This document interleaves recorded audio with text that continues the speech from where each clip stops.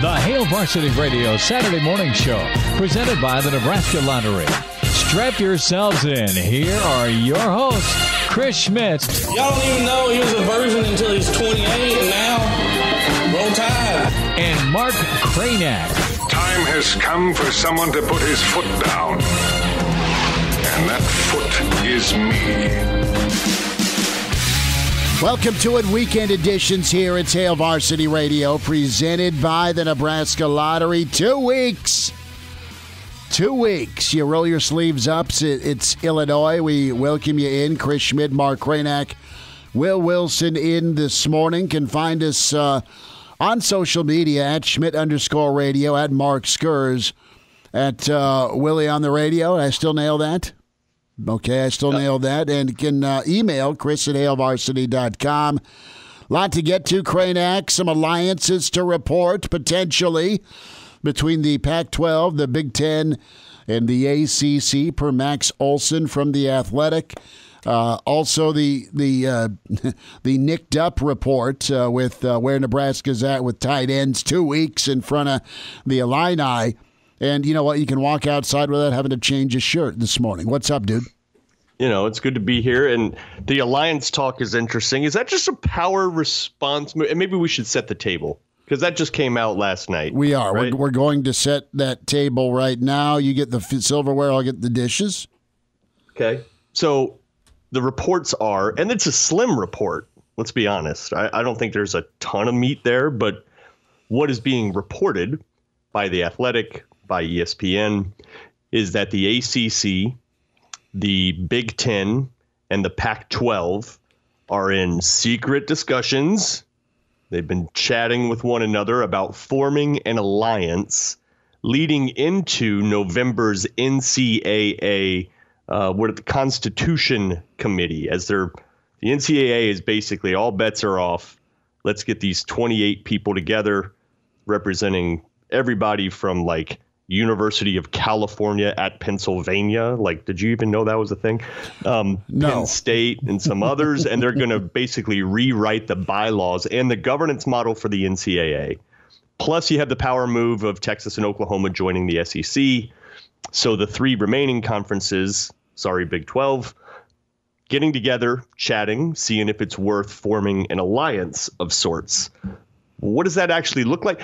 I think it's just a reminder to the SEC, like, hey, y'all can do your own thing if you want in your 16-team conference, but you need others to play. You need someone for a championship game. There's 41 other institutions here that also have some clout. That's what it feels like to me. And I think it's just an early kind of reminder warning shot. I don't know. It is. And this is a power response move. Fine, SEC, you're going to pull the pin on the hand grenade and get Oklahoma and Texas and try and go fishing for some of our other big-name top dogs in our other leagues. Let's just pretend that a phone call was made to Clemson. Let's pretend a phone call's been made to Florida State. Let's pretend a phone call's been made to Ohio State or Penn State or Michigan to get a super nuclear galactic battle station type conference. And if you're the ACC, you don't got to worry about Clemson, really, because the buyout is almost $400 million with media rights. Notre Dame kind of likes dating your little sisters in the ACC right now for football, so they're okay and they're good dating the ACC. You have the Big Ten right now that, guess what? You make more money right now per team staying the way you are versus going and just adding for the sake of adding. So this move by the SEC, which looks great to get two blue bloods, will bring you up to what the Big Ten's making, assuming that the Big Ten does not botch their next media rights go-round. But don't worry, Kevin Warren's got it. Well, Barry Alvarez has got it. And then you have the Pac-12 right now that they had Oregon in, they've had Washington in, and then quite frankly, they're an afterthought when it comes to the playoff positioning for the last few years. SC's been a bit down, Oregon's kind of climbing back up, Washington's not what they were. No more Pirate in the division. You know, Cal's been they've ever been great, but Stanford's not running off 11, 12 wins like they did during the Harbaugh era. So where are you at? And what I think can happen here is let's all partner up with some non-conference. Let's all partner up with votes when it comes to this governance model. And our votes will outvote your vote in the SEC because majority wins. That's the play right now by these three other Power 5 leagues versus just chopping up and raiding other leagues. You know, if you're the Big Ten, you're probably looking at, okay, who do we go get? Can we go swipe who we want in the rest of the Pac-12? That would make sense to me. But then what, right? Then the ACC's kind of on an island, and then there may be danger about losing a Clemson. Clemson can show up and win 12, dude. Legit, in the ACC. Why go jack with having to beat a Georgia? They're playing them this year. But why mess with having to play Georgia every year, doing a crossover with Alabama? So there was some sort of response that needs to happen. Is the better response to go, all right, let's follow suit and go raid other conferences, or let's put our heads together as three power conferences and see if we can't, all right, outvote you when it comes to this new governance model? And the Big 12's like, can I come? And hey, no. Can I come? It's like, no, little brother. Sorry. You call the Mountain West and B or the AAC, who you were too good to go take in. You had a chance to grab Central Florida and Cincinnati 4 years ago. Didn't want them. Idiots. Houston would have been good. The rest of the Big 12 would have freaked about it, though, if you're TCU and Baylor. But, I mean, you've got good squads in the remaining Big 12. As long as Campbell's at Iowa State, they're really good. TCU's never that far away with their talent down there. Baylor's not far removed, even scandal and all, from going to New Year's Day sixes. Houston, hey, they've been decent. I know they're different now, but Holgerson's able to recruit down there. So, there's a lot that can shift. But I would look at some teams being absorbed by the AAC. I mean, that's the route I'd go. I mean, your TV deal's not that much different, quite honestly, than the AAC is, without Oklahoma and Texas pounding the table for leverage. Yeah. It just seems like things are going to march towards the 16-team super conferences, and the SEC was the first one to do it. Sure, and I'd prefer I'd prefer a 16-team super conference setup, Kraynak, wouldn't you, than just like an AFC and NFC type division? Yeah, and and then it's the Big Ten, ACC, and Pac-12 trying to figure out how that would go about. And if that's the case, so it's what, 41 to 7. So I think there's 58 teams right now between the four super conferences, which means there would be like 6 spots left from the Big 12 or from the AAC that either of those conferences could pick up to get up to that 16-team number. But who knows, man? Who knows? Because, let's rewind 3 or 4 years ago. Hell, let's rewind 10 years ago. What's happening now? Like, nobody could have predicted, right? Nobody would have thought, even 12 years ago that Nebraska would be in the Big Ten. Nobody knew that, that Texas and Oklahoma would go to the SEC, or that Texas A&M or Missouri would, or that Colorado would go to the Pac-12. You know what I mean? So, like, I think it's early posturing. And I think it's also the teams and the conferences kind of reminding the TV partners of, who has the product. Yes. Right. You have the money, but we have the product. Period. Like, you ain't got no money. Like, you don't leave us behind. And let's be honest, for the greater good of college football, you need it continually to grow nationally, and it's always been a very passionate regional sport. And the SEC, that part of the country, they love football. The Northeast, they're more pro-oriented, but it was nice back in the day when Rutgers was ranked number 2 in the country for a brief period. It's nice when Penn State's a top 5 program for the Northeast part of the country. Out West, you can do a lot of things, but there's more interest, clearly, when you got UCLA going to a Final Four and SC playing in the Rose Bowl or playing for a championship during, Carroll's run, or Washington's in a playoff. Oregon's doing their thing. So you need college football to continue to have that stage, that showcase, versus it shrinking down. It needs to continue to expand. And if you just go all in house with one super conference, a league of 40, it would make sense with you take your top 40, but that would cut out so many others. And let's be straight, you need some regional options from an audience standpoint, TV wise. Well, and I would think too, like any team that's in one of the super conferences now is very unlikely to be expelled. Right, from those conferences. It just that's the hope. You don't want relegation. No, right? Like, so those are all in, and then if you go 64, you got to add 6 more teams. What I don't think is totally realistic, which has been rumored, is in the Big Ten, maybe you add a USC, maybe you add a UCLA. For football, I get it, but I'm trying to imagine baseball. Like, is USC that would play? Be awesome. It would finally bring the Big Ten up to give a damn level in baseball outside of Nebraska and Indiana and Michigan. But think about I know the travel, dude, and volleyball, and USC and Penn State or something. I mean, come on. Oh, maybe they could meet in Kansas City. It's possible. Maybe they can meet in Dyersville. Sure. How was that? I mean, Did you not tear up? Did you not just go wow? I watched a lot of it. I missed the end. What? I know, it's so stupid. I know. I did not see the ending. Other stuff happened. I didn't watch. That's fine. Yeah. Kraynak, let's dive into the tight ends and just Nebraska as we're 2 weeks out as the Big Red gear up. Let's define nicked up. How do you look at the word nicked up?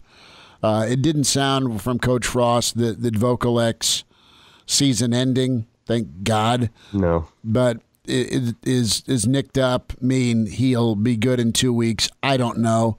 If Austin Allen is in bubble wrap somewhere, that's good with me. And you've got Hickman that has been getting some good reps and doing some nice things. So I don't think Nebraska's it's not ideal. And to me, the biggest part of this is point of attack with Nebraska wanting to be more physical and run downhill. And God, there's a ton of things you can do with 2 tight end personnel, and we know Vogel X size. We don't know that he's out. We know that he's nicked up, so I don't want you to run with this that Schmidt saying Vogel X. No, I don't know. But if he isn't available for Illinois, that is going to change what you want to do offensively. And it sounded like what they wanted to do offensively involved a lot of Vogel X and Allen in a 2 tight end formation, and just jacking with defenses. Yeah, it does change the dynamic there. I think there's a couple things at work here, though. I think during the offseason, the potential of the tight ends has, I think, become a little bit too elevated. I think Austin Allen's a good player. Mm-hmm. I think Vogel X a good player. But it feels like people are talking about them as like All-American candidates and surefire draft picks. And I kind of think the jury's still out there. Well, they still got. You know what I mean? They got to do it. They got to do it more than they have. Yeah, and they've got to have the ability to do it. Yeah, but I feel like they've been talked up maybe a little too much. Like it's a little overdone, and I think it's because of look, they do have ability, they do have good size, I think people need to chill a little bit on their impact. Now the twin tight end sets.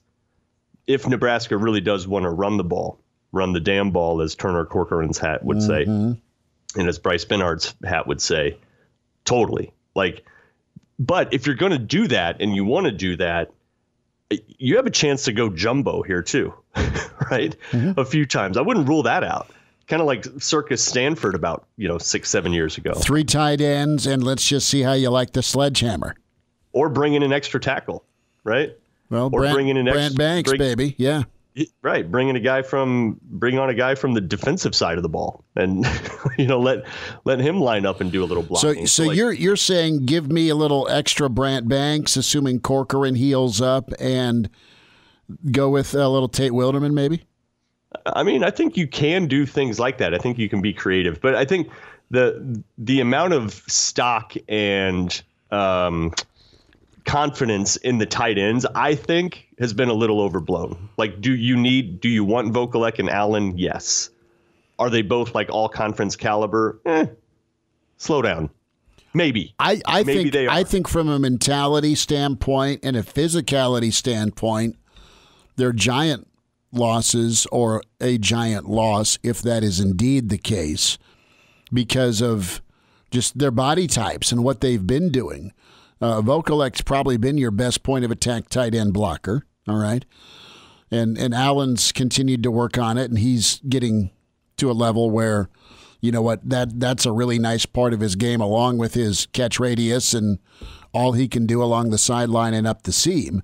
Just from a body type standpoint and an experience standpoint, though, I don't think there's much behind them right now. And listen, I mean, Hickman's trying to get back into tight end weight, right? And he's lanky and fast, and he's built. I'm not saying he's not, but he ain't 250. You know what I mean? He's not 260. No. He's not Vogelek's build.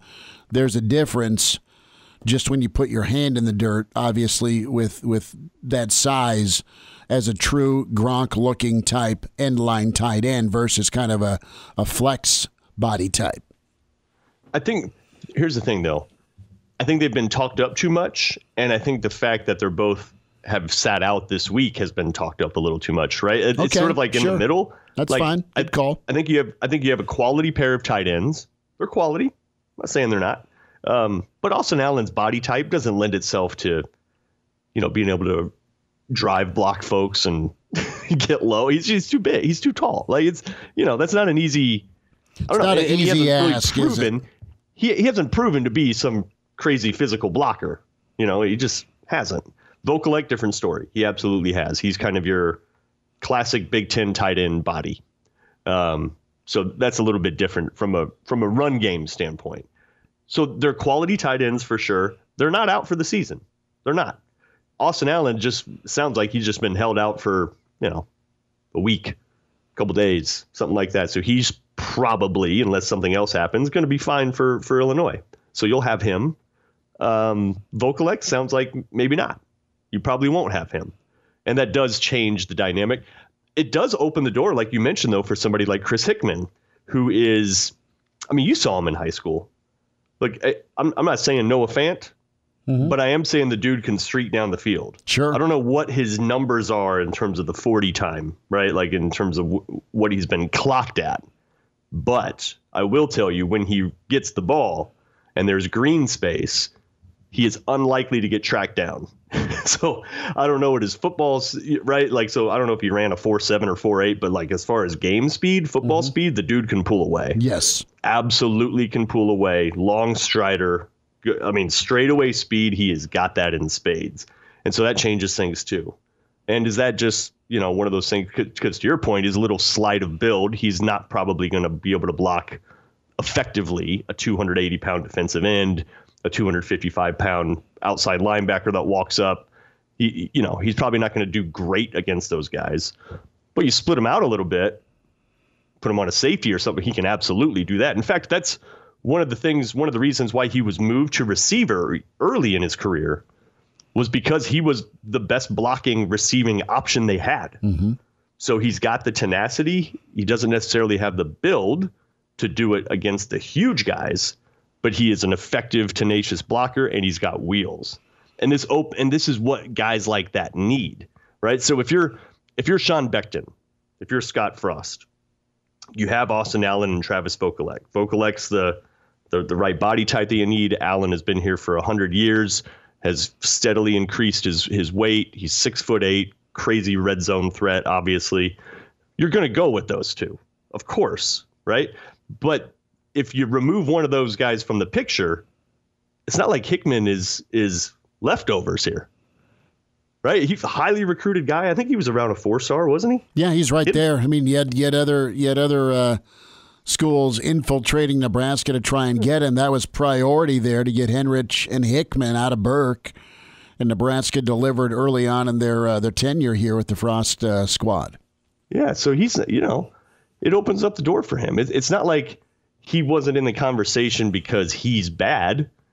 It's just because he's a lot younger and he's not as physically developed as the other two. Well, Nebraska needed to figure out a way to use him. I mean, let's just your job as coaching, as a coaching staff is, all right, if we got this body type, let's accentuate the positive, like you touched on, his breakaway ability, okay? And that was highlighted by a teammate in the Screamer. One of the actually it was Coach Beckton that said, yeah, Hickman went 70 last week up the seam. So he's a Kyler Reed type guy is what kind of comes to my mind. Right. Good point. Maybe not that fast. Right. But longer and lankier. That type of matchup issue for either a safety or a linebacker. Yeah, the dude can go. I mean, he can absolutely go.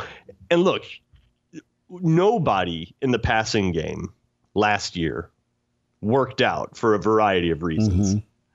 Right? You just didn't have all the pieces that you needed. You had too many COVID and injury issues, and you're pulling Wandale into the backfield. Like the offense overall was just a mess, and so I don't think you can judge. You look at Hickman's career numbers, it's like 2 catches for no yards or something. Like, it's not impressive. So he hasn't done it yet, but who did, right? There's nobody. Right. Well, the offense itself was not very good. I don't think it's an indictment on what he's capable of doing. It's Mark Kraynak, Chris Schmidt, Will Wilson, Weekend Edition, Hail Varsity Radio. Kraynak, we know that Nebraska has 6 guys they like at wide receiver, so push comes to shove in 2 weeks. You can go, you can spread it out. You can go 4, 5 wide with your receiver options if you don't feel good about going double tight against Illinois. Let's get to the running backs here before we get to Bobby Bowden. And what are you reading here? Tea leaves say what to you if you're going to handicap this running back race? Look, there's 3 to 4 guys that will probably get carries. I like the fact that during some of the video snippets when it came to red zone time, there was I formation. I know you're still smiling about that with the fullback. Who was that fullback there? I think it was Yant. Okay. So, who do you like at running back? I mean, based on the little window you've seen, is Irvin your guy? Is it Stepp or is it Savion Morrison? I don't know enough about Stepp. It's too. I just haven't seen him enough. All I've seen is USC highlights, a couple little practice clips. Savion Morrison, I like his ability quite a bit. I like his style. The slashing style's good, but Irvin, I think Irvin's the guy who came in early, who's pretty mature, who I think can give you a lot of everything. I think he can give you power. I think he can give you some jitterbug, and I think he can also, slash a little bit. And I also like Morrison too as an option. And it's cool that he's kind of emerged. Not only with his work off field, off season with his body, but he's just getting some development now. There's an opportunity to be developed now that things are kind of on the right path for him without some health issues. So that's big. And then you've got a guy in Stepp that's been to a ton of rodeos, right? So he gets it, new program. And his mentality is perfect because he wants to be downhill. He doesn't want this finesse stuff. So, good options for Nebraska. They just got to settle. You concerned about Corcoran at all? And I just bring that up because we had heard about some soft tissue stuff with Corcoran. Nothing season-ending related, and I don't want to even stir that. I'm not trying to create or cause panic, but he's not been in camp a lot because of some lingering injury issues, which gives you a chance to see Bram Banks more, and they've liked him a lot. But Corcoran's a dude you want, obviously. Yeah, I think he's the most talented offensive lineman they have. Yeah. And it's so weird to say that because we've only seen him in that one game against Rutgers, but he stood out. He just did. I mean, his feet are different. He moves differently. He gets to the second level quicker. He's big. He's strong. He was a highly touted guy. He does seem like their best one. And you just wonder if part of this is, look, they decided to have a very physical camp. And then they've also decided, okay, there's a few guys that are sort of shoe-ins and have a spot locked up. Austin Allen being one, Corcoran being another. And if there are signs of a potential injury issue, they sit him. Yep. Right? But let's get that number 2 some work. Yeah. Get some more guys some work. Why risk it? We know what these guys are capable of. We know what they're doing. Look, Corcoran, when his very first action, that's as good of a freshman debut as you can possibly have against Rutgers. I mean, really, you could expect absolutely no more from what you got from Corcoran in his first ever game. So I think they know what they have, and I don't think they're going to risk anything. And I think that's one of your guys that's probably a top 2-3 round draft pick within a couple years because he's got that prototypical size. So you don't risk it. You just don't risk it. You let the guy sit a little bit if he needs to. And the point is make sure you are ready to beat Illinois. Mm-hmm. The point is not make sure you get a good rep in a Wednesday practice against a scout teamer that you're going to dominate. That you've done 25 times before. Right. During the week. Like the risk reward there is when in doubt, let's sit this guy. Mm. I think that's probably what you're dealing with there. Kraynak, sad day with Bobby Bowden passing last Sunday. A lot of history between Nebraska, Florida State. Both programs needed one another. Florida State needed Nebraska early in their tenure after Bowden took over anywhere, anytime. And Bowden went to the road. Some heart-wrenching losses to Florida State for Nebraska football. But it was the 94 Orange Bowl with you in the stands that really turned the corner for the Nebraska program against Florida State despite not getting the win. And there's not a Nebraska fan alive that remembers anytime they see number 44 with the name Floyd on the back of the jersey that doesn't still scowl in that Orange Bowl game. But, man, what a job these two programs did kind of building one another up. Yeah, they really did. And, yeah, that was sad when you found out that that Bobby passed away. He absolute legend, and the legacies are all very different. Mm-hmm. But for a time there, it was Paterno, it was Bowden, it was Osborne, and that was kind of the old guard, right? Those were the veteran coaches that were universally respected for the products they put on the field. Just so damn consistent, so consistent. Towards the end, not so much. Variety of reasons there, probably, but. It was. I mean, he helped revolutionize the damn sport. He very similar, I think, to what you saw with. There's some. It's not quite one for one because of where they were located, but the fact that we all know about Florida State and that they're a thing is because of him. They were not that much of a power. They were back in the day, like in the 60s when they had like Bolitnikovs, right? But then they fell off for a couple decades and he just completely revived them. And I mean, it's difficult to explain the level of excitement and the caliber of football that you would watch when it was like Florida State, Miami in the late 80s, early 90s. It looked like a different sport. It was. It was NFL. Yeah, you were just like, whoa, that is so different. I mean, he was the one that brought in he made the forward pass like what we know about it today. I think of his shot. I think of the fast break offense with Charlie Ward and the shotgun. Oh, they go four wide shotgun, and then the fullback run out of the shotgun, and then they line up in the eye. So we'll step away. Weekend edition continues. Our rewind next with the legendary Bobby Bowden. Our sit down with him back in 2015. Hail Varsity continues, presented by the Nebraska Lottery. Now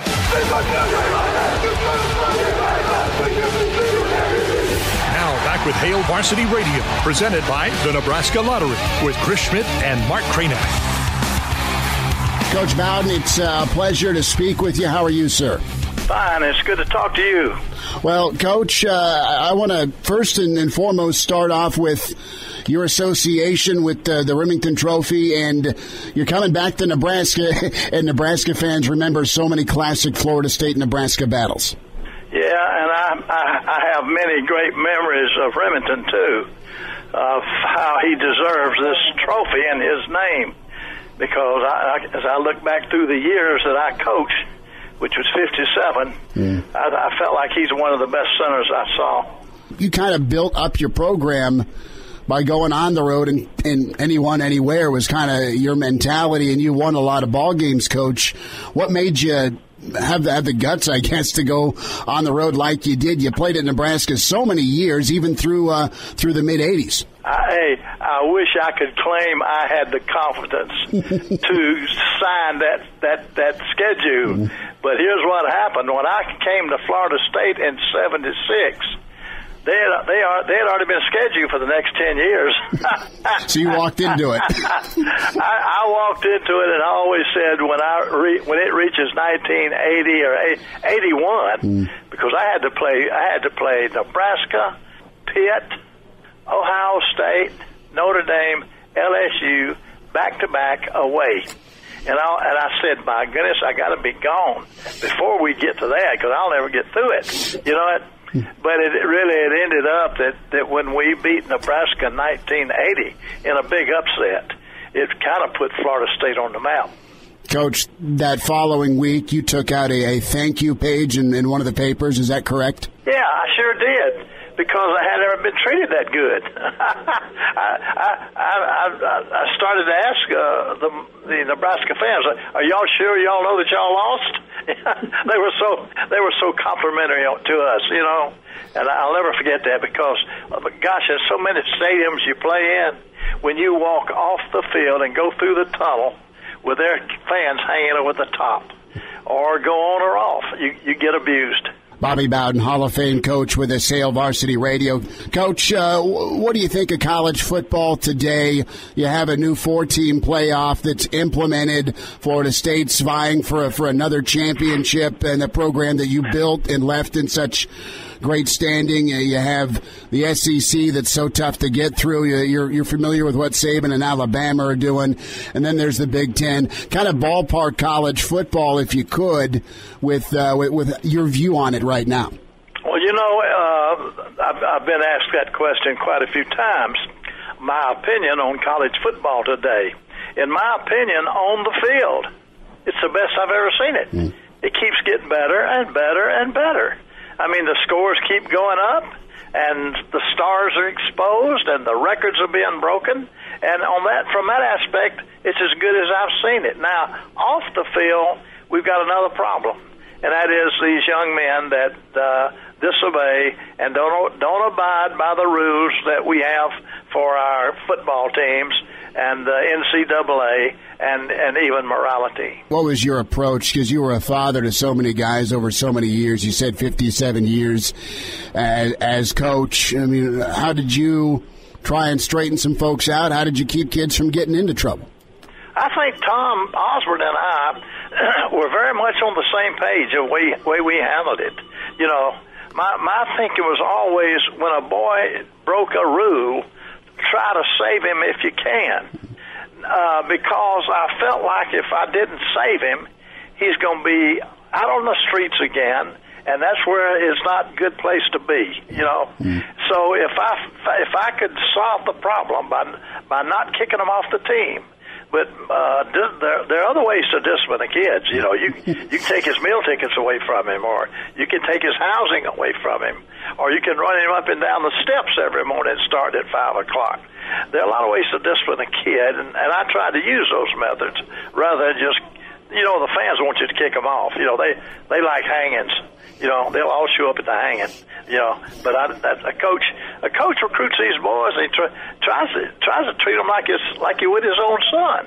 You know, and if these fans were the father or the mother, they'd be the same way. Coach, speaking of recruiting, why do you think you were such a successful recruiter? I know you had a great staff, but you were the closer, and the talent you had down there at Tallahassee was incredible. Yeah, and we didn't come to our greatest success until I became the head coach at Florida State. And that answers the question. Why Florida State? Because in the state of Florida, you got more football players you can shake a stick at. You know what? There'll be at least 150 boys come out of our state every year on 1A, just for 1A scholarships. And there'll be another 150 coming out at lesser schools. So there's plenty of great players down in Florida, and if we can get our share, we're going to be good as anybody, you know. You ain't going to get them all. You know, it's 150 boys to sign, and you can't sign but 20, and Florida can't sign but 20, and Miami can't sign but 20. Well, there's 60, 70 more boys that's going somewhere, you know. But anyway, I think being in the state of Florida, I came in at the right time. Coach, what was your message? How did you differentiate? I mean, Nebraska was powerful, Oklahoma was powerful, Bama had their ups and downs and then won a title in the 90s, and then there was always Florida, Miami, Florida State, that triangle. How did you differentiate from Miami and Florida when you were pitching? Well, we, like I say, we just got it. When we recruited, we got to get our share. Gotcha. And we did that. Yeah, but Miami got their share, too. And Florida got their share, you know. And other out-of-state schools would get some, but they wouldn't get their share. Not out of Florida. They had to get them out of their own state. And as long as, like I say, as long as we got our share, we can play with anybody. And so the only games we lost back in those days, except exceptions, was to Florida or Miami. You know, we had, 10 national championships came out of those three schools in about 30 years. That means every third year, one of the Florida schools is going to win a national championship. That's the way it was back then. And then all of our programs went down. Florida went down. Miami went down. We went down. And now Florida State's climbed back on top. And Florida and Miami are just a step behind trying to get there. Let's touch on kind of climbing up top. You mentioned and you just touched on the 10 titles between the three Florida schools. And Nebraska rose to power and got confidence in that 94 Orange Bowl against Florida State. What do you remember about that game, Coach, and then the run that Coach Osborne went on? Well, that's a heck of a good point you mentioned. Tom Osborne's one of my favorite people. When Tom and I played for the national championship in 1993, I think it was 94, right. But it was after the 93 season. Neither one of us had won a national championship. We'd come in second, we'd come in third, we'd come in fourth, and he had done very much the same thing, but we didn't win.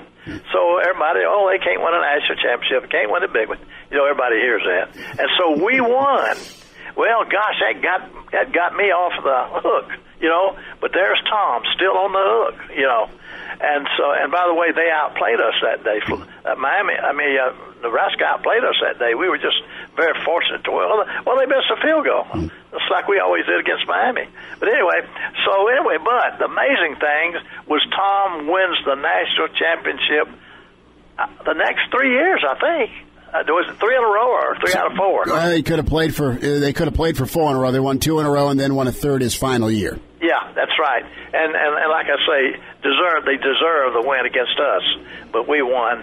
But that was amazing, and I was so glad for him.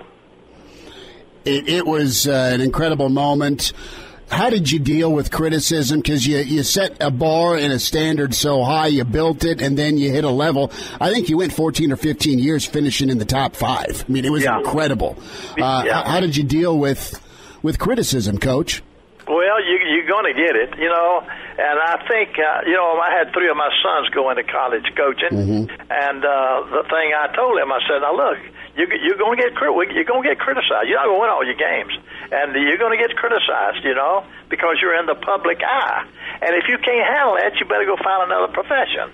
Well, anyway, me raising them coming up in my family and seeing how people got on me when we lost, and see how people hung me an effigy and tried to run me off. You know, they've been through all that. So they knew what to expect. They went into coaching. That's the nature of the job, and if you can't stand it, get out. You know, and that part hadn't changed. Bobby Bowden with us, Hail Varsity Radio, legendary coach, Hall of Famer, national champion, Remington Trophy, keynote speaker coming up in January 17th, Rococo Theater. Coach, it was a crazy weekend in Nebraska. Coach Bo Pelini released from his duties. What's your reaction to that? Well, not being there, I'm always on the coach's side. I'm always on the coach's side because I went through that. But gee whiz, was it 9 wins? Did he win 9 games every year at least? He did, 9 or 10. God, well, that's one thing I found out at Florida State. When we won our first national championship, they expect you to win it every year, and probably the same thing on Tom. You know what? But to win 9 ball games every year and then get fired, boy, does that mean the next guy that comes in, if he only wins 9, do we fire him too? Or do we fire the AD? You know, that's a tough question to answer. How hard a sell is Nebraska, not only from the 9 and 10 wins dismissal side, but also from a recruiting standpoint now? You've got the brand, you have the history, but in your mind, if there's a coach that could be a fit, how hard is it for him to pull the trigger on a Nebraska job? Well, that you're right. You're exactly. To me, what Nebraska, they've got to find the right guy, whoever that is. You know, it would be ideal if he was a Nebraskan. It'd be ideal if he played at Nebraska. It'd be ideal if he's had success at a major college or success. You know, and but I think it's very important they get the right guy because football has changed. You know, the things I was telling you about coaching in Florida. 150 boys signed every year to 1A. How many is going to sign out of Nebraska? And so I just hope they get the right guy and he can get that thing. Hey, it's hard for me to say turned around when they win a 9 game. You know, I got let out because I didn't win but 7. You know, but anyway, good luck to them. Have you enjoyed retirement? Yes, I have. People ask me, do you miss coaching? I said, no, not one bit. You know, I was 80 years old when I got through coaching and probably should have got out earlier. But, no, I haven't missed it because being retired, you're free, you know, and I still speak all the time. I was up in Nebraska probably a month and a half ago to attend a high school football game and make a little talk. You know, and I'll be up there again in January. So I get to do that, and I do love that and enjoy that. I'm just thankful the good Lord's kept my health good where I could do it. Coach, pleasure to speak with you. Thanks for a few minutes. Hey, good to talk to you. Good luck to all you guys. The Hail Varsity Radio Saturday Morning Show, presented by the Nebraska Lottery. Strap yourselves in. Here are your hosts, Chris Schmidt. Y'all don't even know he was a virgin until he's 28, and now, roll tide. And Mark Kraynak. Time has come for someone to put his foot down. And that foot is me. Back with you, Tower 2 Weekend Edition, Hail Varsity Radio, presented by the Nebraska Lottery. Chris Schmidt, Mark Kraynak, Will Wilson in this morning. The rewind to get you from hour 1 to 2 with Bobby Bowden, the late great coach. He will have his service today, as so many will remember him. We'll spend some more time on Nebraska football. 2 weeks till kickoff against the Illini. I know, 2 weeks, man. 2 weeks. We are up there on the road in Champaign for Nebraska, Illinois. Shows Friday, shows Saturday on the road. We welcome in managing editor with HailVarsity.com and magazine, author with John Cook, Dream Like a Champion. Vogues, Brandon L. Vogel with us. Vogues, should I pay tribute to the risky business Tom Cruise character and rock a sports coat and shades? I will not do the old-time rock and roll thing. No one wants to see that, but at least, you know, there could be a little risky business tribute because it was supposed to be Champaign if he couldn't get into Harvard. Excuse me. Yes, it's. I highly encourage that love for you in Champaign, Illinois. You got to have a safety school, and worked out for what was the character's name? Joel. Joel. Yeah. Booger was in the movie too, from Revenge of the Nerds. Yeah, he was. I'm trying to think of chronology. I think that was pre-Revenge of the Nerds, if I have that correct. It was. He had a pipe, and he said he didn't need to pay for it. No, he did not. Kraynak, you want to get in on the risky business discussion? Man, I need to rewatch it. I'm so bad with movie. I probably haven't seen that thing since '89. Okay. So I got nothing on that one. But I'll listen. I love it. Vogue, it made all of us as teenagers want to ride the L. Yeah, I definitely did. It's been a while since I've rewatched that too, and I mean, the Bob Seger scene is so famous that, like, I think the first time I kind of rewatched that as an adult, I was like, man, this is a really, like, weird movie that's really trying for something here. It's a really good movie, I think. Oh, it is. Don't get involved with Guido. You know, I mean, it was pretty good, but a lot of football to get into. Before we do, thumbs up, down, sideways on OJ telling all of us to get vaccinated. I'll take anybody I can get at this point. So I guess, but not him. Thumbs up. But not him. Not him, Kraynak. OJ just he still wields a little bit of influence, you know?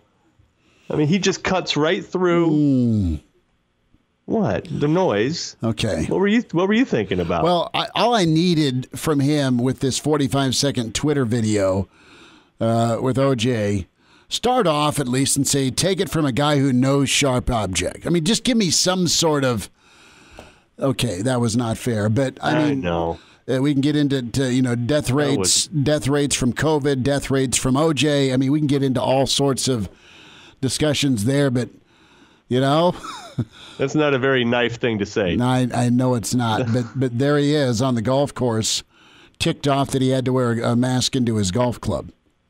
Yeah. So there we that's go. Where we are. That's where if you had that predicted 3 years ago, kudos to you. Global pandemic with OJ being the voice of reason. He's still not. Vogues, how's the week grabbed you here? Concern level with the tight end position. It's not nothing. We'll see. I guess the long-term effects of that. I mean, it doesn't seem like it's going to be anything that's super long-term. But I also don't know that, the tight end group that I think everyone, myself included, felt pretty good about a week ago is going to be there for Illinois. And if you're not there for Illinois, and it's a borderline decision, you probably don't play against Fordham. So all of a sudden I'm looking at Oklahoma as maybe the first game where Nebraska has kind of its full complement of tight ends. So. Coach Frost was very careful with that, and I'm not assuming anything, just to be clear. But you kind of look at the way that the schedule shakes out, and if you are dealing with some things there, and it sounds like Austin Allen is much closer to being ready to go than Travis Vogel might be at the moment. But it's just and it's okay. Like Nebraska has Chris Hickman, and I think they'll be okay, and they can change some things offensively, but. It's just hard when you have all this anticipation and you start a season, and all of a sudden you're looking like, now I've got to kind of handicap what I think of this offense because it doesn't have its full complement of players, but such is football. Brandon Vogel is with us on Hail Varsity Radio. I've been a little uncomfortable even before this week, Brandon, with how much and maybe it's the team as a whole, but how much the tight ends in particular have been talked up, as though it's like they have George Kittle and Johnny Mitchell. I mean, I think they're a quality group, but do you think there's maybe been a little bit too much of just like, oh, Nebraska's got these great tight. There was NFL scouts there. They're both going to the pros, and it just feels like a pretty big leap compared with what we have seen from them already. Which again, I think they're quality. But I'm not sure that you're looking at like all conference caliber types. Do you see anything there? I would agree with you on that front. I think they have all conference potential. And when it comes to coaches talking about their NFL prospects, like I just pretty much, take that hook, line, and sinker because those guys know on that front way better than I do. But the fact remains you can be kind of a fourth, fifth option in a college offense as a tight end and maybe have 10 to 14 catches on the year and still be a really good NFL prospect. It doesn't happen all that often, but it does happen. So in terms of the impact on the offense and what those guys have shown so far, yeah, like they're long on potential. Well, they're just long in general and practically speaking with this tall tight ends group. But we haven't seen that sort of impact from those two guys yet. I think you'll see a greater impact in 2021. But, yeah, I'm not ready to say that either of those players are going to be kicking around in first team all Big Ten by the time we get to the end of the year, just because you don't have anything really to base that on so far. Yeah. Vogue's bigger concern, though, the tight end spot or the running back room? Well, in my mind, not necessarily unrelated here early in the season in particular. Like, if you're just talking about, replacing the passing production, like if Austin Allen hadn't had to miss some games, he was your second leading returning receiver. And even that was kind of like, well, technically he is, but he had 300 yards over 9 games, which isn't, or over 8 games, which isn't nothing, but it's like you lost Wandale, and that was 50% of your receiving yards right there.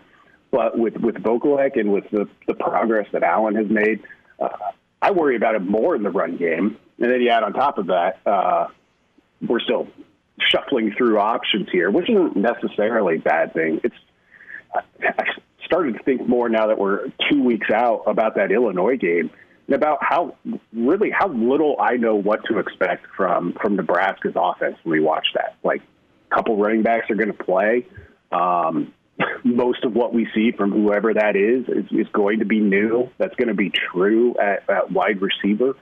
And now it could be true to some degree at tight end. Really about the only knowns, quote unquote, you have going in is a chunk of the offensive line and Adrian Martinez, which may not be the worst thing. If Nebraska's offense comes out and looks good, I'm going to guess that their offensive line had a pretty good day.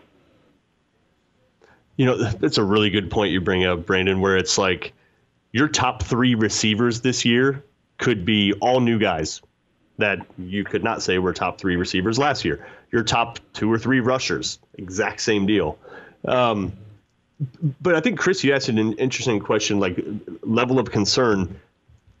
I'm not very concerned about the running back spot. Do you think it'll just shake out? You think it'll shake out? Yeah, I just feel like you have enough highly touted, highly recruited guys, 6 of them, like literally 6. Yant, I guess you wouldn't count as highly recruited. But you literally have 6 options of guys that have had multiple offers, of guys that have, the only one that hasn't been on campus or doesn't have a lot of college experience is Irvin.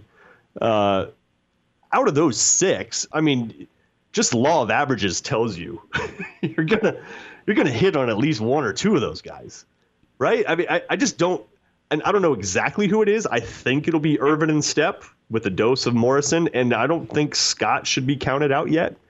But I'm not. Brandon, what about you? Do you feel like it'll shake itself out and that Nebraska has enough options, or do you feel like, no, that's a real area of concern and Nebraska better figure something out? Yeah, I think the talent level is high enough in that room that it should shake itself out. The concern over running back, I guess, for me is a little bit of how you read that question. Am I concerned that it's hard for me to feel concerned about it from the perspective of, I don't feel like I know a whole lot about those guys beyond what I just said. Like, I think the talent's there, but how it looks, what these guys can and can't do, to a large degree, I don't know. Now, if you're talking about concern in the, like, well, wouldn't it be nice to have a Breece Hall and you wouldn't have to worry about it? Yeah, I mean, then that would be a concern. It would be nice to know that, there's your leading rusher, rush for 1,200 yards, a Mohamed Ibrahim, for example, and you feel pretty good about it. So depending on which way you go there, it's hard for me to feel concerned about Nebraska's options there because I'm still trying to figure out exactly what the strengths and weaknesses of all those options are.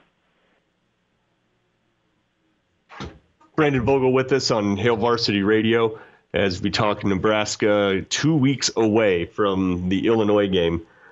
Switching over to the defensive side of the ball, last week we spent, I think, probably the entire first segment just talking about the defensive line and really feel like that's a defensive line that will be a plus for Nebraska in almost every game that they play in.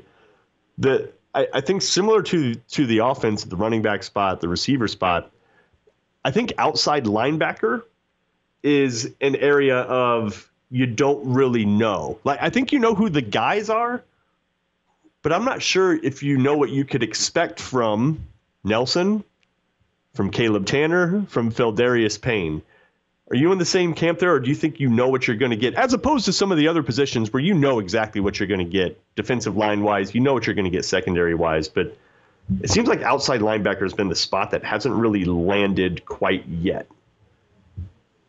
Yeah, I would agree with that. You know, looking at kind of the past 3 years as a whole. So you've had JoJo Doman, who, you know, Shenander said, I think right away in week one, has kind of like crafted this own role for himself that may not even be there. I don't even necessarily consider him an outside linebacker, right? Like he is, but he's such he's so unique.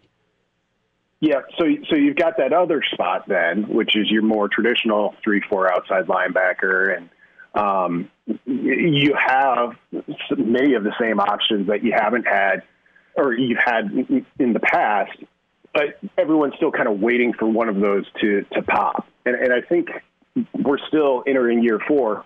That's still where I'm at. You know, Feldarius Payne is somebody a lot of people are very intrigued by as kind of another option there. And I think that's what you're looking for Nebraska is either a level of play that hasn't been there or hasn't been able to be there the past 3 years, or you're looking for somebody like Payne or even another, you know, newcomer potentially to jump up there and really take hold of that position, because minus the other cornerback spot, you look at this defense and you feel like you know a lot about what you're going to get, both in terms of strengths and the areas where Nebraska's, you know, with this group of veteran guys, could probably shore up a little bit. But that's okay. I mean, going into the start of the season, just knowing is such a big part of it.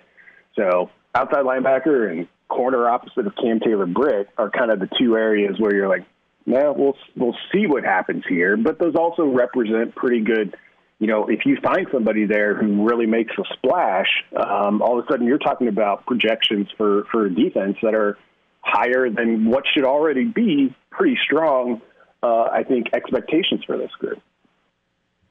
Brandon Vogel is with us on Hail Varsity Radio. Back to the offensive side of the ball, there's been talk that there's going to be 6 receivers, and those will be your main 6. I tend to think it'll be more than that, though. Like, let's just go through. Like, so you got to figure Oliver Martin, Xavier Betts, Samori Toure, Omar Manning. Those are like 4 seeming like for sure guys. But then you got Alante Brown, you got Will Nixon, Wyatt Lever, Levi Falk. I mean, I think it's legitimately. And then potentially a Cavante Grimes or one of those younger guys. I think you're going 8 deep this time around. Do you think it's really going to be cut off at 6, and 2 of those guys I just mentioned aren't going to factor? I mean, I think you'll have 8 sounds about right the way you broke that down with the names you mentioned, and then I would grab one of the true freshmen probably because I like that group, and I think Grimes might be my number 1, though Neville's pretty intriguing to me as well. I think they'll all play. I think they'll play 8 receivers just with that many guys, unless Nebraska's, you know, up 35-10 in the third quarter a whole lot. You get towards the bottom of the list, they'll probably be, you know, 4 or 5 catch guys. You know, they'll be out there and they'll be gaining experience, and you might even be able to keep a red shirt on a couple of them at that point. But, yeah, the wide receiver depth, we got, 4 or 5 deep on that list before we're talking about guys who had catches a year ago. That's kind of where Nebraska's at. So I think they should be plenty okay at wide receiver. It's just a matter of, for me right now, I'm figuring out, like, okay, we know it's going to be a broad group. We know it's going to be a largely new group. How much can they do? Is there one of those guys who's ready to play at, you know, a top of the Big Ten level? Are there multiple guys there? And if they are, if Nebraska's ability in the passing game, that's where they really, I think, start to go beyond what expectations are, what fair expectations are for this team in 2021. Knock on wood, you hope it doesn't happen. But say that for whatever reason, Martinez has to come out of the game first half at Illinois. Who are you bringing in? Masker, Harburg, Smothers? Whew. Probably, assuming you're in a tight game in the first half, which you should probably be one way or the other, I would probably go to Masker and just the guy who's seen the most college football. Now, he hasn't appeared in the game yet either, but that early, I'm probably going Masker, Smothers, Harburg, and which I guess would be kind of straight down the chart just based on years in college football. But, as this backup, quote-unquote, battle goes on, I still kind of think Smothers has a slight edge on the other two that I mentioned there. But that early, if Nebraska finds it in that spot, I think you got to go with the experience angle and just kind of say, here we go. Offensive line, you've got the hats, you've got the beef jerky shirts. Let's find out, because this game just took a significant change. So then you employ the 1994 Nebraska at K-State offense, and you go I formation. Now there's been a little sneak peek where there's a little bit of I form, and there's Yant at fullback. Do you see that being more than a wrinkle, or do you think it's just an occasional wrinkle, or do you think that could turn into a fairly core part of Nebraska's offense? I'm guessing it's still probably a wrinkle outside of a scenario like maybe we just talked about. I mean, maybe this entire time Matt Masker has been being crafted as the perfect I formation quarterback, and they just go full package in, package out. And swap out the entire backfield. But I doubt that's happening. But the fact that it showed up again, one may have been, this is an open portion of practice, and we know that this will get out, so we might as well put this on Brett Bielema's plate.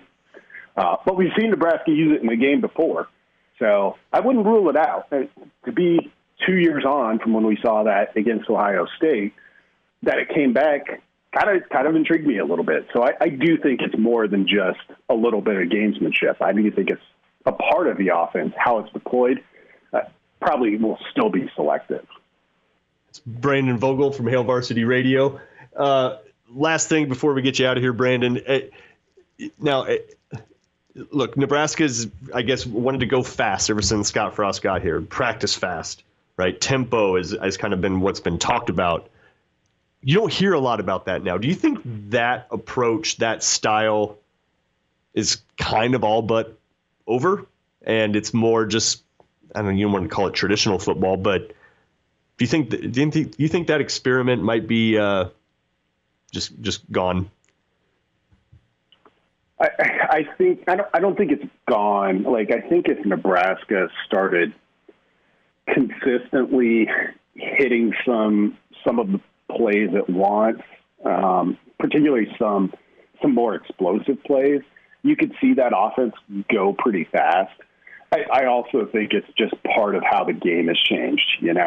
When Frost was at Oregon, it seemed like a totally different brand of football, and then everybody did it, and defenses have come up with some ways to try to combat it, or you just fake an injury and try and stop it.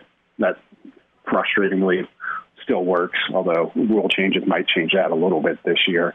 I just think people have gotten used to it. It's not the advantage it once was, so there's that. But I also think Nebraska hasn't had the consistent success on offense to totally kind of open it up and get up to full speed the way when this coaching staff was coming from UCF, we thought would get here sooner rather than later. Yeah. 2 weeks, Brandon. Exciting. Appreciate your time today, man. We'll talk to you again next week. All right. Thanks a lot. All right, there's Brandon Vogel, managing editor for Hail Varsity.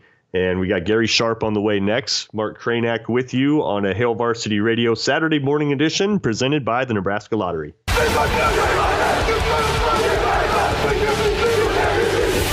back with Hail Varsity Radio, presented by the Nebraska Lottery with Chris Schmidt and Mark Kraynak.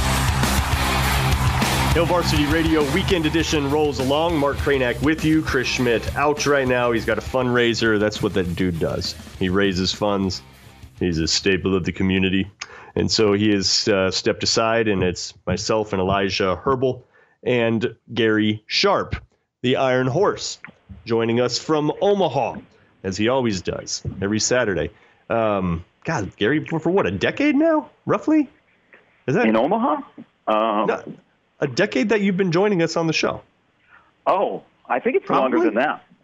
Yeah, because I was living in Florida. Wow. How many years do you think it is? I don't know. You remember Schmidt used to have the show in Omaha. He'd have to drive to Omaha and do it at 1620 The Zone. I think this show has been in some form going on for about 15 years. Jeez, that's good. That's good. And just think of all the things that we have said on the show that all came true. And that's what's great about it, is that we can just speculate, prognosticate here, and it'll all come true. So let's start there. Nebraska trots out against Illinois in 2 weeks. And the starting running back is? Gabe Ervin. Okay. And he goes for how many carries? Well, this is how I see I think there's probably not much separation between Ervin's step and then drop down just a hair to Morrison. I think the number one running back at Nebraska, if it's a true number one, now it may be so close that there's 1A and 1B, but God, we'd love to have a number one running back. I'd love to see the number one running back in Nebraska get 15 to 18 carries, the next guy get 12 to 15, and then maybe 7 to 8, but then you have to factor in how many design runs there are for Adrian Martinez during the course of the game. But I think the number one running back should have at least 15 to 18 carries a game. Why are we ready to give it to Gabe Ervin? And by the way, I agree with you.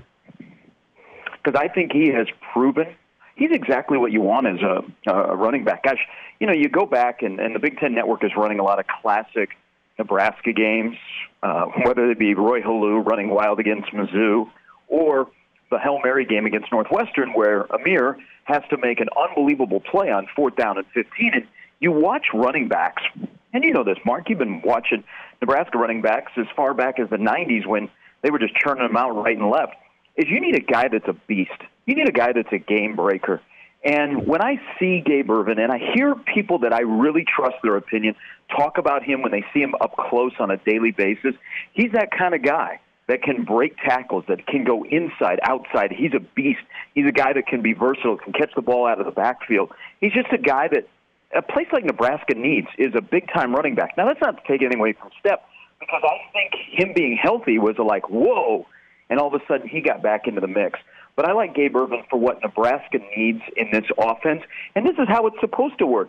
You win a recruiting battle for somebody in a hotbed that is not in your own neighborhood, and you get a kid on campus, and he shows up early, and he takes advantage of his opportunities, and he rises up to be the number one. Boy, how much of a selling point is that?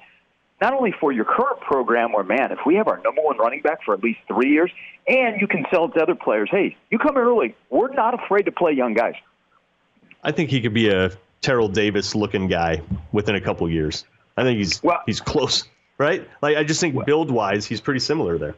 Yeah, and I'm curious. I think you look at his body, and he's still young. How is his body going to transform as they see what he does against Big Ten defenses? Does he have to get a little bit sleeker? Does he have to, bulk up a little bit? I agree with you. I think it's another thing that I notice a lot in film that you see or the limited time we got to see him during the spring is he's got one of those first steps. We always talked about Amir's first step, that first cut.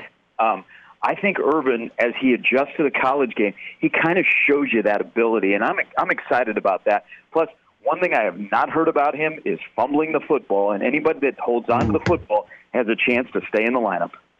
You're right, Gary. I mean, what you've seen on film, and then I think even in the spring game, is he welcomes contact, He initiates contact. There's no concerns there. There's no finesse in and around the line of scrimmage, but he has some once he gets to the second or third level. Let's move over to tight ends. We asked Brandon about this too. Look, are we overblowing the abilities and the potential of Austin Allen and Travis Vogelek? I think they're good, but I feel like the way they have been talked about is maybe over the top. Where do you sit on what Nebraska has at tight end there? I don't think they can talk enough about Austin Allen. Really? Allen, Mark. I think he is talented enough. He just hasn't been. They haven't, I don't think, given him the full range of what he can do. But when they do involve him in the passing game or in other elements of their offense, I think he's very stout. I think he's got great height. He's got great hands. I think he's got great awareness. He's a guy that's on my radar to be in the All Big Ten discussion, first, second, third team this year. Vogelek, I'm still waiting on. Travis Vogelek, when he transferred from Rutgers, there was a lot of hype about him. And last year probably wasn't fair.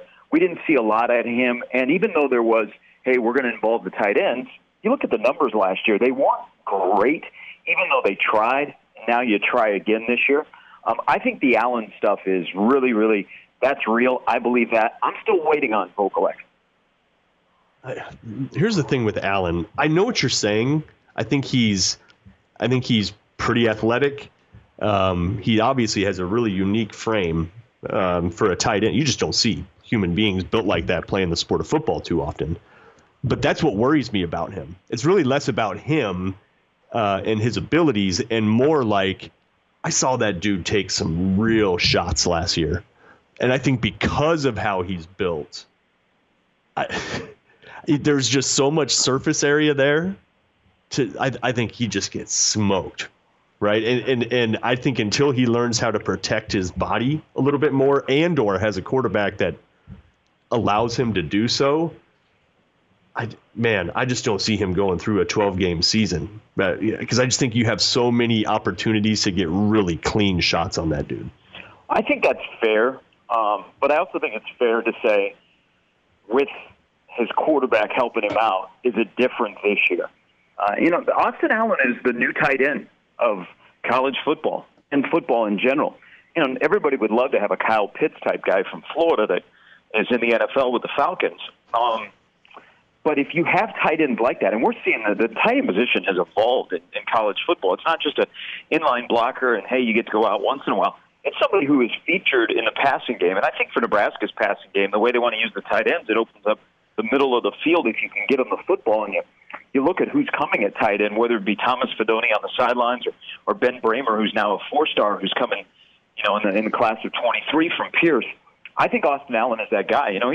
He could play Division I basketball, but he's such a great multi-sport star at Aurora. I really like him. I think he's got a chance to just blossom this year, and I think he's got a chance to not only take that position to where they want, but I also think take himself to the NFL. But you're right. He needs to learn how to take hits because he does leave his body out there. I mean, we've seen against Iowa last year, Ohio State a couple of years ago. He takes some big hits, but he's not afraid to go and get the football. And I think until you get the accuracy thing down, I think that's pretty important for Allen and any tight ends is they're in the neighborhood of range of catching the football. You just put it in the neighborhood and he's going to go get it.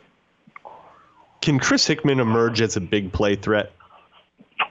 Good question. I don't know. I'm a little disappointed in Chris, and it's not entirely on him. It's bouncing from tight end to wide receiver back to tight end. I think he can. I mean, we saw it in high school. I think he has that ability. The whole thing with him, and there's a lot of guys that fall into this category on this roster, is if they're healthy. But if he's healthy, I think he has an opportunity really to show up. He's got good hands. He's got good speed. He doesn't really look like a tight end. Can he stretch the defense? I don't know if they're there yet with him. Can he play in the middle of the field? Definitely. He's some guy to watch. And, he's probably now, 2 weeks from today, got more of an opportunity to be involved. And he was a guy, I don't know if you, Mark, were thinking this, he's a guy that if the entire tight end room is healthy, because then you'd have Thomas Fedoni, who we know would at least be number like the odd man out, and you're going, man, what happened to his career? what a great opportunity for him. But he hasn't shown us, we don't have much of a size other than a little brief one back in his first year out in Maryland to go, okay, what can this guy do? We have to rely on what we saw in high school. I think he can do it, but he's got to stay healthy, and then they've got to give him the opportunity. We'll see if they trust him. Like if he plays in 2 weeks or the following week against Fordham, let's see how much trust the staff has and what kind of routes they have him running. You know who we have not heard about hardly at all is Alante Brown. Look, this guy, he saw the field really early last year. He's that Swiss Army knife type. Special teams, offense, end arounds, passing game. He's got a ton of ability. Does he see the field a lot this year? Isn't it strange that he kind of has disappeared? Not physically, but the discussion. Because you're right, Mark, and we probably talked about this last year, and it might have been shortly after the Iowa game or one of the early games where he was utilized in a couple of different roles with Wandale on the field with him. I think the injury in the spring really set him back because he didn't get a spring, and then you have all these new wide receivers that come in that are developing, and he's almost like he's passed by. People don't talk about him. I would be really surprised if he found a way into the top 6, and that's surprising because when he has the ball in his hands, I like him. But it's also, do they know what to do with him? But again, he's another guy that got to stay on the field. You got to be healthy. But that might be a good sign, though. Somebody who we believe in as a talent can't get on the field because there's so much depth there. That you could play that both sides on that being a positive for Nebraska.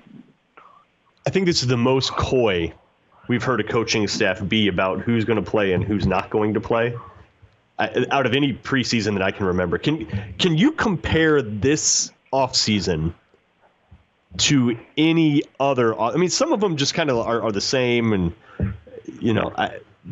I can't think of another offseason where it feels like the ranks have been closed so much and where there's so much unknown offensively about who are going to be your top ball carriers, who are going to be your top receivers.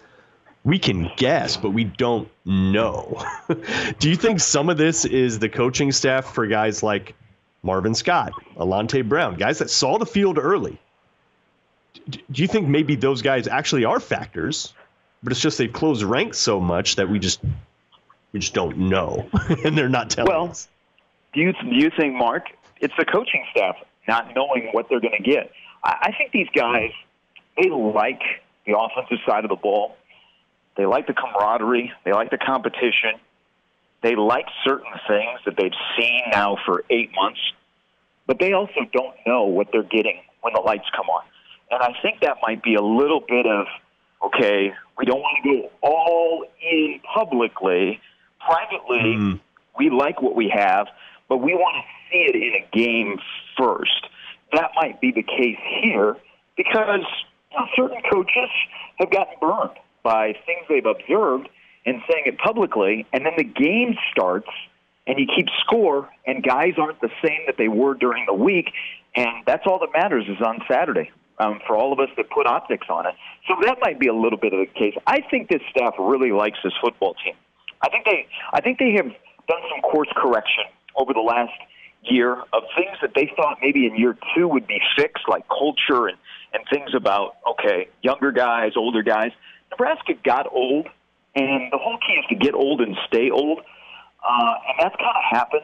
So I think the staff really likes this football team that they've assembled, and they like talent. They're deeper at certain positions. I think there's just a great unknown that maybe keeps you up a little bit at night of what's going to happen in 2 weeks. You like what you've assembled, but do guys fall back on things that have ailed them in the past, or have they moved on, and you're going to see guys perform differently than you've seen in their last year or the year before? That's what we don't know. That's why I think this year is so intriguing. Not only in Nebraska, but across college football, because there's so many unknowns. I know less about this football team than I think I've known in a while of football teams. So we usually have a good sense of what the season's going to be like. This team, it just kind of, you're wait-and-see mode, but you're also like, okay, what is he going to do? I like what I hear, I like what I see, but it's it can either be exciting or it can be, oh boy, depending on how you look at that. But that's how I feel about this team, is we know less about this team than the previous, I would say, previous teams under Scott. It's true, because you're thinking, probably the most touted receivers, save for Xavier Betts, Omar Manning and Samori Toure, who have a combined, one catch? Did Manning get a catch last year? I think he had one or two. And then your top two backs are probably Gabe Ervin and Marquise Stepp and Sevion Morrison, who have a combined 0 yards ever at Nebraska. I mean, you were just counting so much. Maybe that's the better question, Gary, is can you remember a year where Nebraska was counting on people that have literally never done it at this level? I can't think of a single year in all the years we've been covering where there is that little known, despite the talent. Take the talent aside and the potential aside, but just pretty much zero returning production. It can be exciting or it can be a little unnerving. But you're right. There's ball catchers and guys that are run the football, you don't really have much to go off of what they've done in the past. You just have to hope that what you've built up for 8 months comes true in 2 weeks. And that can be exciting or it can be, because what if it doesn't pop right away? But this feels to me, this program is a lot of the things that were talked about in the first year and a half, 2 years, are being, you're starting to see them now in year 4, if that makes sense. The way guys talk, say, hey, we want the older guys to hold the younger guys in check and vice versa. I hear more of that this year than you thought it would be in there like year number 2. So maybe Nebraska, it's taken them 4 years, but they've crossed the line, in my opinion, of now it's go time. Any excuse you can come up with has been eliminated. They put them in a position to succeed. It's either going to happen or it's not going to happen. And that's what we all kind of want to see. I think that's, if I'm a coach, that's what I want to see. We've gotten to this point. It's been a rocky first 3 years. We've gotten to year 4. We like where we're at. We like the roster we built. We like what we built internally. Now let's go play football. And you know what? If it doesn't work out, then it's not going to work out. And if it does, then it just took a little bit longer. So 2007, going into that season, people were feeling pretty good. 2017, people were feeling pretty good because Tanner Lee was at quarterback and he throws a beautiful football. We know how those things went. We're not looking at one of those, right? Like, just please tell me that is like just not even a possibility that the thing's going to crater, right? If it did, I would be shocked, and that would tell you everything you need to know. I've said from the time we flipped the calendar that when Nebraska walks off the field against Iowa on Black Friday, you know everything you need to know about this program. Either they're going in the right direction or they're not going anywhere.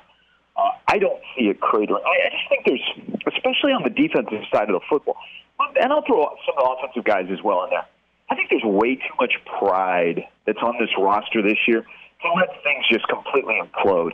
Guys didn't come back for an extra year to go, yep, let's go ahead and suck again, and this miserable feeling. They came back because either they saw something with the team, they saw something in themselves, and they don't want to leave it. They want to leave the place better than they've had in their career. I mean, that says something. And so then you get that trickle-down effect of I'm playing for the guy next to me. All right, I'm a younger guy in defense. I don't want to let down JoJo Dillman. I don't want to let down Ben Stilley. I don't want to let down Deontay Williams. They came back for a reason. And there's talent there. So I think there's a lot of different elements that makes Nebraska the great unknown. Because I can tell you, 2 weeks from today, when we're talking, and we're 3 hours from kickoff, there's going to be a lot of nervous people not knowing exactly what Nebraska is going to look like when you roll it out there. It's going to be amazing. But that's what I just think across, you brought up 07, I think across college football, that was one of the craziest years we've ever had. If you look at the top teams in college football this year, they'll basically all have new quarterbacks or somebody returning that has little or no experience. I think we could see just a wild year of college football like we had in 07, and that could be here as well. Gary, it's going to be awesome.